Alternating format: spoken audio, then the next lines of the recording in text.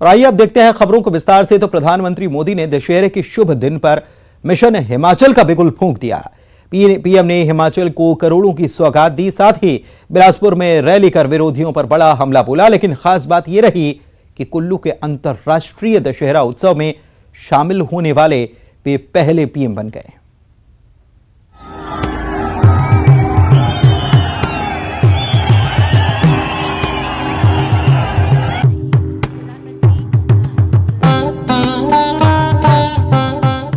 ये पीएम मोदी के हिमाचल दौरे की सबसे खास तस्वीरें हैं। ये पहला मौका है जब देश का कोई प्रधानमंत्री कुल्लू के दशहरा उत्सव में शामिल हुआ हो। विजयादशमी पर कुल्लू में अंतर्राष्ट्रीय दशहरा उत्सव का आगाज हुआ है। इस बार कुल्लू दशहरा उत्सव में विशेष तौर पर प्रधानमंत्री मोदी भी शामिल हुए, जिसके बाद मोदी कुल्लू दशहरा उत्सव में शामिल होने वाले देश के पहले प्रधानमंत्री बन गए हैं।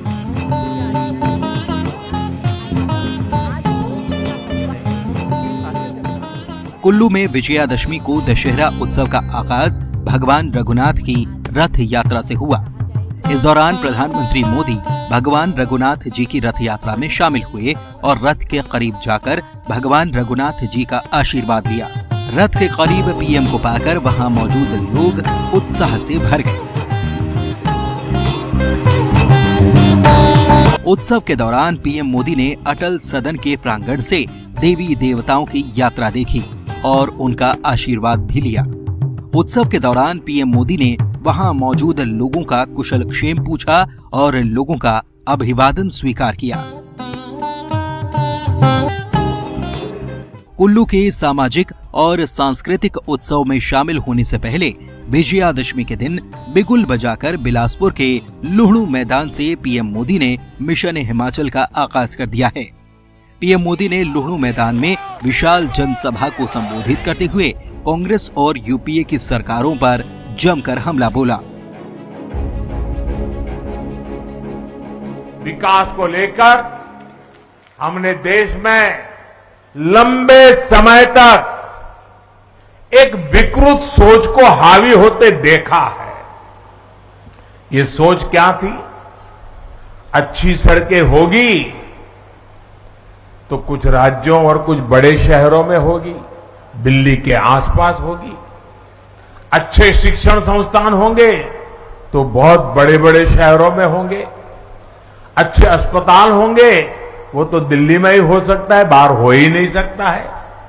उद्योग धंधे लगेंगे तो भी बड़े बड़े जगह पे लगेंगे। और विशेषकर देश के पहाड़ी प्रदेशों में मूल सुविधाएं तक सबसे अंत में कई कई वर्षों के इंतजार के बाद पहुंचती थी। उस पुरानी सोच को और उस सोच का नतीजा ये हुआ कि इससे देश में विकास का एक बड़ा असंतुलन पैदा हो गया।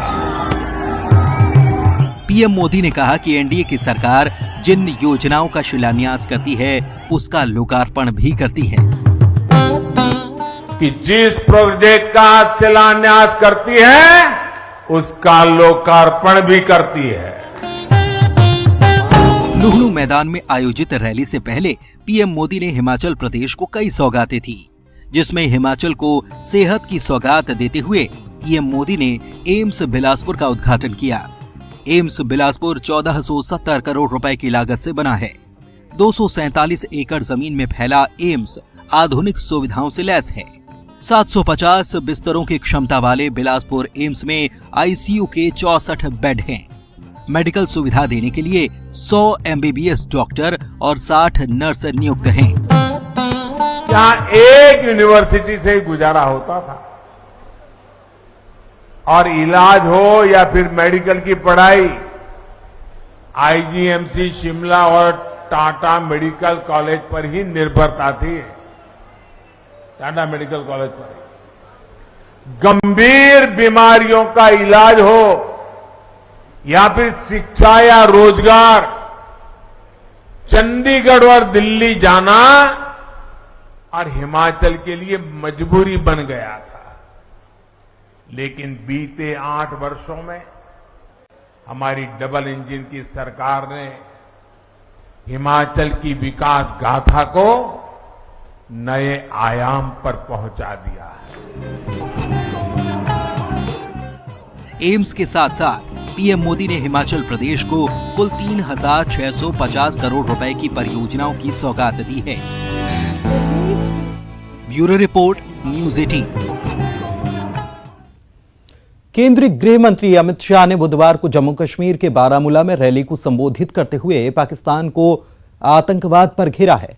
अमित शाह ने पाकिस्तान के साथ किसी भी तरह की बातचीत से इनकार कर दिया और साथ ही उन्होंने कहा कि नरेंद्र मोदी सरकार जम्मू कश्मीर से आतंकवाद का सफाया करेगी और इसे देश का सबसे शांतिपूर्ण स्थान बनाएगी। कहते हैं पाकिस्तान से बात करिए, मैं चाहता हूं हम आपसे बात करें। वो लोग कहते हैं पाकिस्तान की सुनिए, हम कहते हैं घाटी की अवाम की सुनेंगे। और ये लोग कहते हैं कि इनको जरा संभाल कर रखिए। मैं आपको कहता हूं दहशतगर्दी इसको मोदी सरकार सहन नहीं करेगी। दहशतगर्दी को हम जम्मू कश्मीर से उखाड़ सकते हैं। कुछ इसी अंदाज में गृह मंत्री अमित शाह ने बारामूला की रैली में न सिर्फ जम्मू कश्मीर के आवाम के दिलों में जगह बनाने की कोशिश की, बल्कि मंच से ऐलान भी किया कि हिंदुस्तान अब हिंदुस्तानी अवामी की सुनेगा, पाकिस्तान की नहीं। उन्होंने कहा मोदी सरकार जम्मू कश्मीर से आतंकवाद का सफाया करेगी और इसे देश का सबसे शांतिपूर्ण स्थान बनाएगी।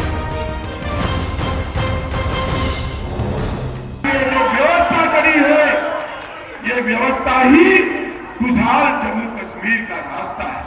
मैं आज फिर से एक बार पूरी घाटी के मेरे भाइयों बहनों को कहने आया हूं, दिल में बड़ा दर्द होता है किसी ओर से भी एक व्यक्ति, एक इंसान जब मारा जाता है।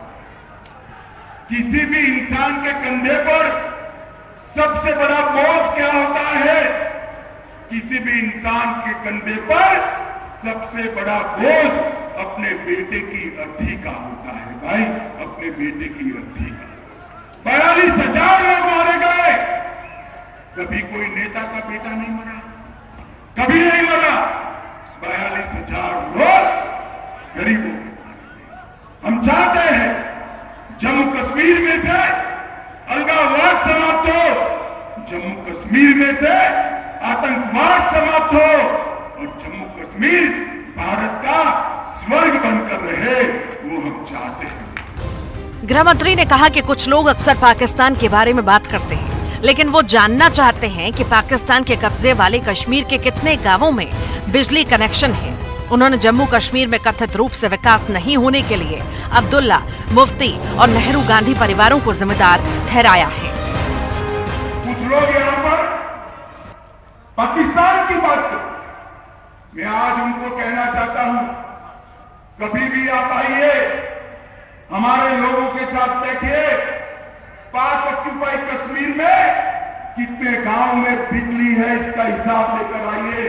मैं बताता हूं, आज हमारे कश्मीर के अंदर हर गांव में बिजली पहुंच चुकी है। 3 राजनीतिक परिवारों का नाम लेकर उन पर बरसते हुए गृह मंत्री ने आरोप लगाया कि उनका शासनकाल कुशासन और भ्रष्टाचार से भरा हुआ था। उन्होंने विकास नहीं किया। उन्होंने आरोप लगाया मुफ्ती और कंपनी, अब्दुल्ला और बेटों और कांग्रेस ने जम्मू कश्मीर के लोगों के कल्याण के लिए कुछ नहीं किया।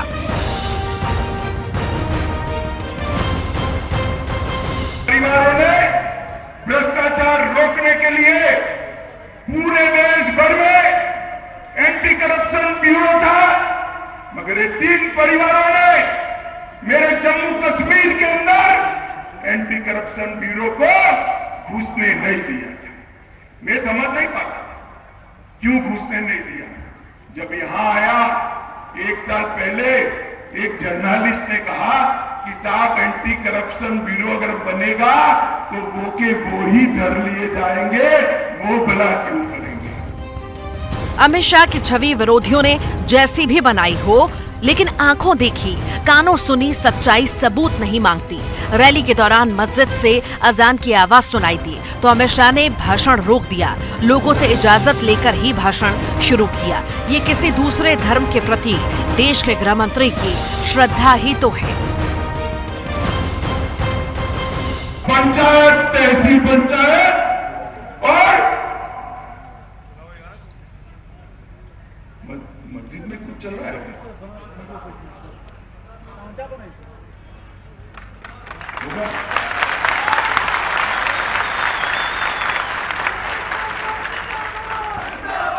मुझे अभी चिट्ठी मिली मस्जिद में समय हुआ है प्रार्थना का, अब समाप्त हो गया। मैं चालू करूं क्या फिर से? जरा जोर से बोलो, चालू करूं भाई? बारामूला की रैली में गृह मंत्री अमित शाह ने कहा कि मतदाता सूची के आधार पर जल्द ही निष्पक्ष विधानसभा चुनाव कराए जाएंगे। जैसे ही चुनाव आयोग का मतदाताओं की सूची बनाने का काम खत्म होगा, पूरी ताकत से चुनाव होंगे। शाह ने जनता से कहा कि आपके ही चुने गए नुमाइंदे यहां पर शासन कर सकेंगे। Bureau report, news 18। और आइए अब आपको दिखाते हैं कुपोषण की ऐसी रिपोर्ट जो सिस्टम और जिम्मेदारों पर सवाल उठाती है।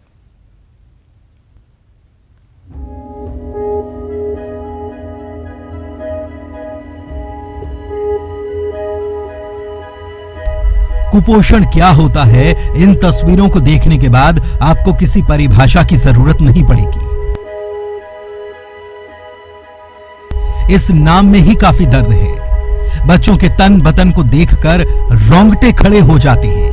कहते हैं मां की ममता के साए में बच्चे खुश रहते हैं, लेकिन इन कुपोषित बच्चों की बदनसीबी देखिए, रूहें सिहर उठेंगी। खिलखिला उठने की ताकत भी इनमें नहीं बची है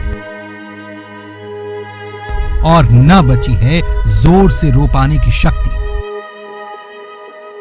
कुछ नहीं दे पाए, ना आंगनबाड़ी में कुछ मिलता है। कोई अधिकारी वगैरह आते हैं? नहीं आते हैं। श्योपुर जिले का विजयपुर इलाका गोलीपुरा गांव से ये तस्वीरें निकलकर आईं तो यकीन पक्का हुआ, नहीं तो सरकारी कागजात पर यह जिला तो कब का कुपोषण मुक्त हो चुका। सिर्फ इतना नहीं कि कुपोषण सिर्फ इसी गांव में है, कराहल और विजयपुर इलाके के 150 से ज्यादा आदिवासी गांव इसकी जद में हैं। गोलीपुरा, पैरा और लखनपुरा में 20 से ज्यादा बच्चे कुपोषित हैं। 4 बच्चे गंभीर श्रेणी में आते हैं। सरकारी बाबुओं को इतनी फुर्सत कहां कि वो इनकी सुध भी ले पाएं। ग्रामीणों को क्या क्या सुविधाएं मिल पाती हैं, आप सुन लीजिए।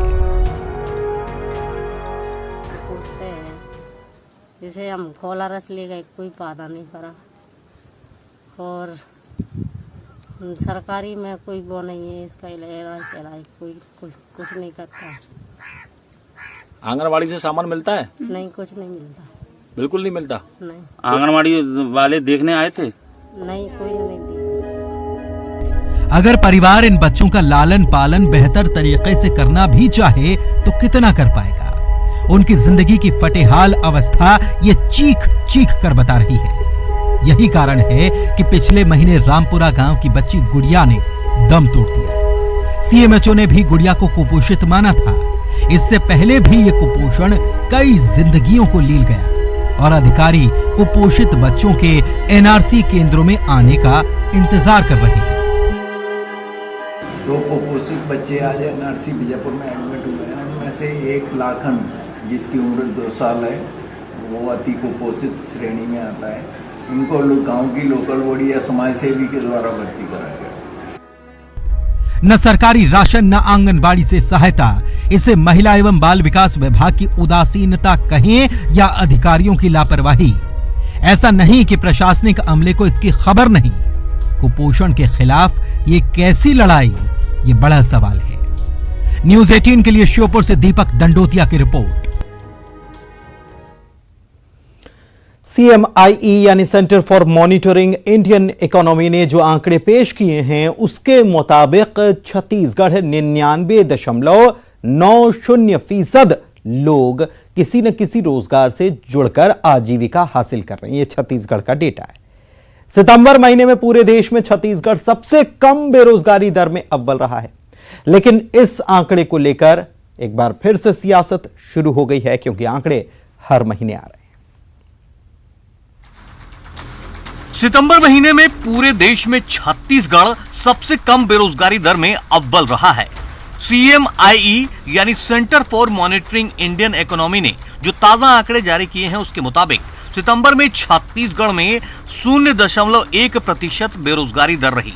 यानी CMI के ये आंकड़े बताते हैं कि छत्तीसगढ़ के 99.90% लोग किसी न किसी रोजगार से जुड़कर आजीविका हासिल कर रहे हैं।